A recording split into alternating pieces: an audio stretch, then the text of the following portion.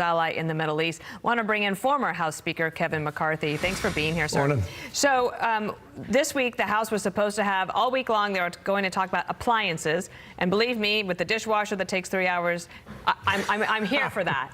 But they're going to set that aside, and they're going to focus on foreign policy. There's 17 bills that they're putting forward. Aid to Israel and aid to Ukraine, possibly, are both on the table. Can Speaker Johnson, with his very narrow majority, get it done? Yes, I think there'll be overwhelming support. The difficulty here is, why are we here? The first thing we need to do is thank our men and women in uniform. They did a tremendous job this weekend helping deflate what went on. But remember what transpired. For the first time in history, Iran sent missiles from their homeland directly into Israel. This is something that has never happened before. And why did it take place? It is the foreign policy of the Biden administration. What he did in Afghanistan, the allowing of raising the sanctions of the oil to produce not 400,000 barrels a day, but 3 million. Iran has billions of dollars now, and they're funding terrorism everywhere around. Congress has been slow to act. They should have taken care of this back in October, because the world looks much different. It looks a lot like the 1930s. You have not just Iran, but Russia, North Korea, and China creating the axis of evil bounding together. We only saw this in the 30s. So the actions that the House and Senate take really sends a message throughout the world. It has been delayed since October 7th. We're talking 6 months before we have taken action on Israel. I think it was a mistake to try to put a pay-for on this. It sends the wrong message around the world.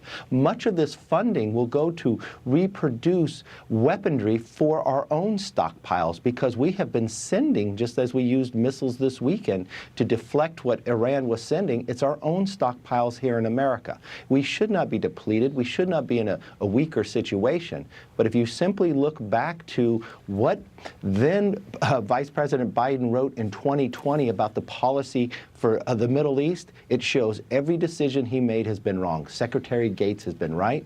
His change in foreign policy here has led to 5 embassies evacuating from America on foreign soil. What happened in Afghanistan, the movement to our allies looking towards China, and now, for the first time in history, Iran sending missiles into Israel. But just to add to that, the Middle East has changed, period. Yes. Like in our lifetimes, there are alliances now that never existed before. And if you just listen to the end of Jennifer's report there, Jordan, Saudi Arabia, and the UAE coming to Israel's defense, this is a remarkable moment.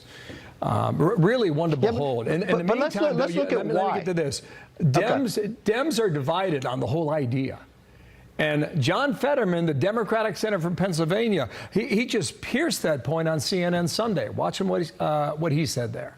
I think it really demonstrates how it's astonishing that we are not standing firmly with Israel, and there should never be any kinds of conditions on all of that. When a nation can launch hundreds of drones towards Israel, and I'm not going to be talking about conditions ever. Right. Okay, you're a witness. Go ahead, sir.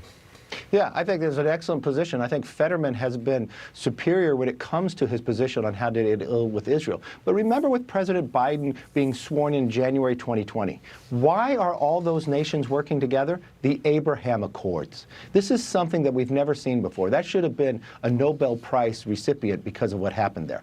But had President Biden embraced the Abraham Accords on the day he was sworn in, Saudi Arabia would be a part of it today. October 7th would never take place, and this weekend would not have taken place, and the hostages would still not be held today. This is uniqueness in the policy change from the last administration. But you actually have Democrats as Fetterman, but that's not where the majority of Democrats have been. They have shifted their position on Israel. They have shifted politically, and you've watched the president shift as well from October 7th today, leaning more towards where this Democrat Party is going, appeasement to a terrorist organization. It's not acceptable, and it's causing more harm, and we are less safe today because of it. Thank you so much. It was interesting to see how many Democrats put out a lot of statements in support of Israel as those missiles rained down on Saturday night. Kevin McCarthy, thanks for being here. We'll Thank you, sir. Stay in touch. Thank you.